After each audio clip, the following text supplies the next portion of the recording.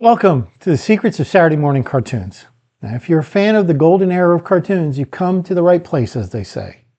On this channel, we dive deep into the shows that defined our childhoods, exploring the origins, hidden secrets, and cultural impacts of our favorite animated classics. The magic wasn't just in the shows, it was in the mornings.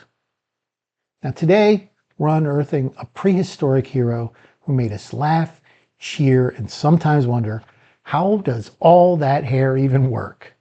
That's right, folks. We're talking about Captain Caveman and the Teen Angels.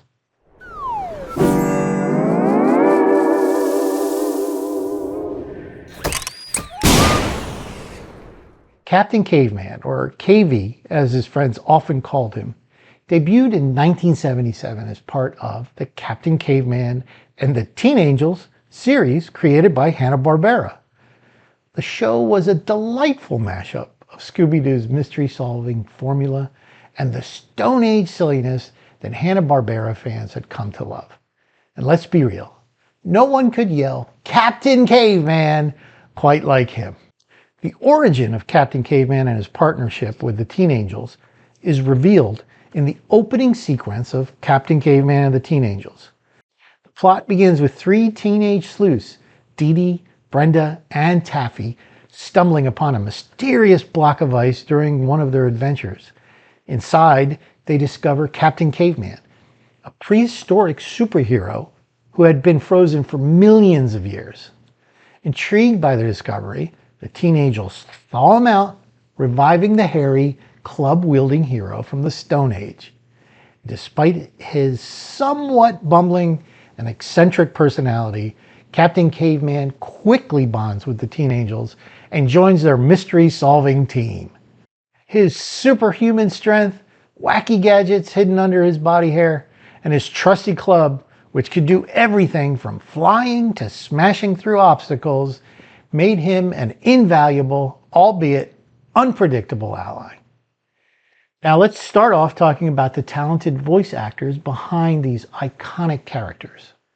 Captain Caveman was brought to life by the legendary Mel Blanc, a name most of you probably recognize as the voice of Bugs Bunny, Daffy Duck, and countless other classic characters.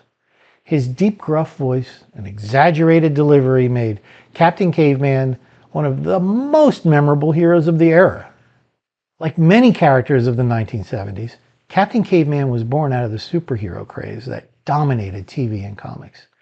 Kids couldn't get enough of larger-than-life heroes, and Hanna-Barbera saw a chance to capitalize on that by giving their audiences a more humorous, over-the-top version of superheroes. One with a stone club, super strength, and of course, a body full of hair. Captain Caveman wasn't just a parody. He was a combination of everything kids loved. Action, comedy, and mystery. And that's why it worked so well. The character had a goofy charm, but also got to be the hero, saving the day with his unique powers. But KV wasn't alone in his adventures. Let's not forget his partners in crime, the Teen Angels, modeled after the popular Charlie's Angels show of the 1970s. Dee Dee, Brenda, and Taffy were three smart and resourceful teenage detectives who always had a mystery to solve. So who were the voices behind these mystery-solving teens? Well, first up, Dee Dee Skies, the leader of the group, was voiced by Vernie Watson-Johnson. You might recognize Vernie from her later work as recurring characters on shows like The Fresh Prince of Bel-Air and General Hospital. Her role as Dee Dee added a calm and authoritative presence to the team, keeping everyone grounded. Then we have Brenda Chance, the timid one, often scared but always there to help solve the case. Brenda was voiced by Marilyn Schreffler, who also lent her voice to Hong Kong Phooey and the Smurfs. Lastly, Taffy Dare, the quirky and fun-loving character, was voiced by Laurel Page, whose energetic and bubbly voice really brought the character to life. One of the wildest things about Captain Caveman was his array of superpowers, most of which didn't really make sense, but that's part of what made the show so fun. His trusty club could do almost anything. Fly like a helicopter, break through walls, and even summon weird gadgets. And let's not forget his most bizarre power. He could pull nearly anything out of his body hair. Need a ladder? Cavy's got it. Kitchen sink? No problem. Now, it was totally ridiculous, and that's why we loved it. Captain Caveman's unpredictable powers meant every episode had some kind of surprise waiting for us. It was like, what crazy thing is he going to pull out of his hair this time? That unpredictability kept kids coming back every week. By the time Captain Caveman debuted in the late 70s, Hanna-Barbera had already perfected their winning formula for Saturday morning cartoons. Their lovable characters, episodic mysteries, and recurring comedic gags were a staple of their shows. Think about it. Scooby-Doo had a talking dog and a team of mystery solvers. The Jetsons had futuristic gadgets and zany family dynamics. Captain Caveman followed this template, but added the superhero element, which was a huge draw for audiences at the time. Even though it may not have the same iconic status as Scooby-Doo or the Flintstones, Captain Caveman was a hit in its own right. The character even made appearances in other shows and specials, including the Flintstones comedy show, proving that Cavey could hold his own alongside Hanna-Barbera's biggest stars. Captain Caveman may have started in the late 70s, but his legacy carried on well beyond that.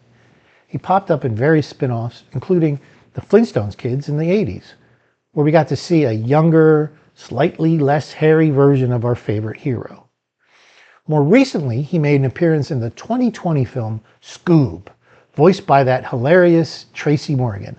Yes, that Tracy Morgan from Saturday Night Live. Now, after all these years, Captain Caveman is still finding his way into modern pop culture. And I think that speaks to the lasting charm of the character.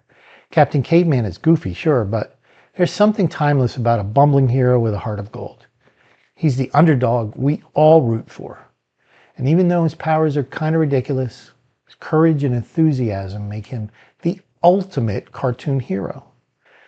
Now, there are a few key reasons why Captain Caveman and the Teen Angels was eventually canceled, despite its initial popularity. By the 1970s and early 80s, the landscape of Saturday morning cartoons was shifting.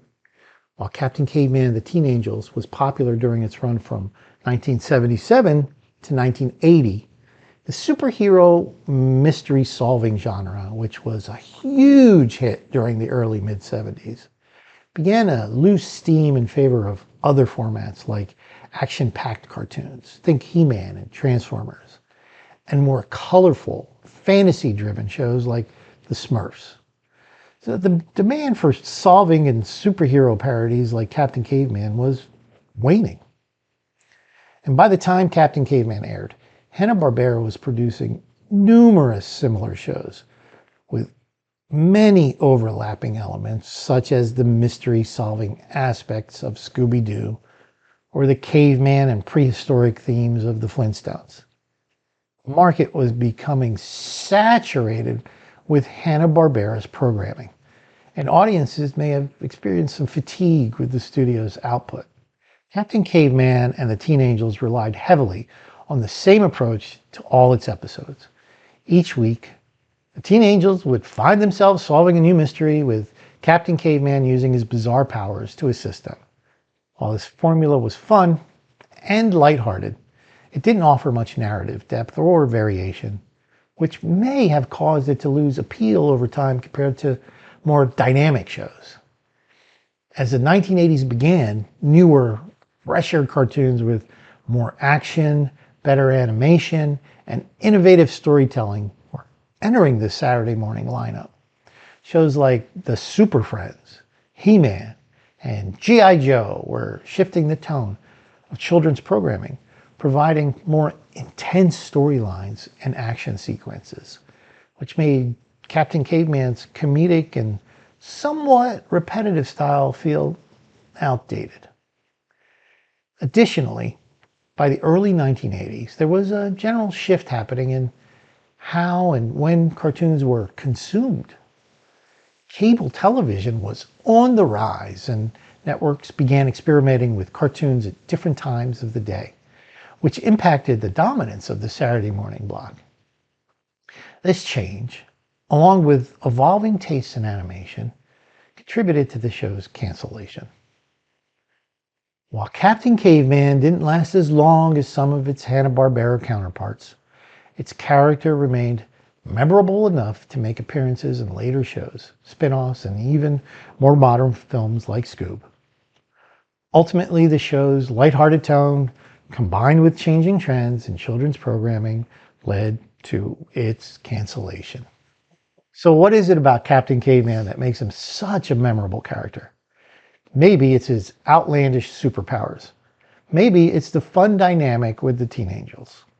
Or maybe it's that Hanna-Barbera charm that made him the perfect mix of action, comedy, and absurdity. Whatever it is, Captain Caveman will always hold a special place in Saturday morning cartoon history. Thanks for joining me today on this deep dive into Captain Caveman and the Teen Angels. And if you enjoyed this episode, which I hope you did, don't forget to hit that like button and subscribe. And like they say, see you next Saturday.